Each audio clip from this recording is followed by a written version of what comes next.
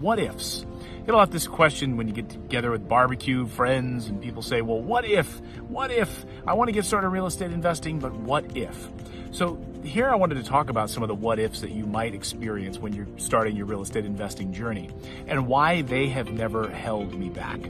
Number one, I have a deep understanding. I was a history major in college, but I had a deep understanding that you saw throughout history that real estate investing, owning real estate, is one of the best and most important ways and long-term ways of building wealth. Throughout history, more wealth has been created by buying and holding real estate than just about anything else.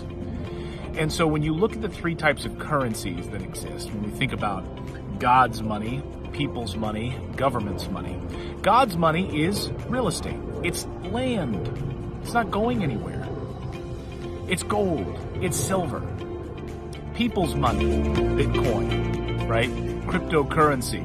Who knows where that's headed? I think it's headed up, and I think a lot of people are, that could be a big part of our future going forward.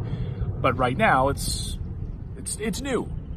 But the people's currency out of the government's hand. And then you have government currency, which is fiat currency. Every government currency in world history has failed. So now when you're thinking about where you're going to put your money, just from a historical perspective, going back thousands of years, I'm going to put my money in God's money. Land, gold, silver, things and property, actual buildings and structures that aren't going anywhere.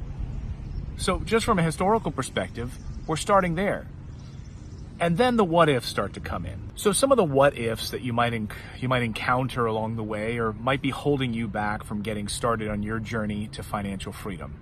What if, right? One of the top ones is, what if I have a vacancy in my house, in the rental property that I buy? What if I have a vacancy? What if I have to evict a tenant? What if? Well, that's going to happen. You will have a vacancy. So how do you handle this what if? You hire a property management company, someone to help you with these what ifs. So if a tenant stops paying or a tenant moves out after living in your rental property for 2 years, that property management company will step in, get the property turned over for you. They'll assess it and say, hey, it's going to cost you about $1,500 to get paint and carpet touched up and taken care of. And we should be able to have this one re-rented for you. And we'll be able to increase the rent because it's been 2 years.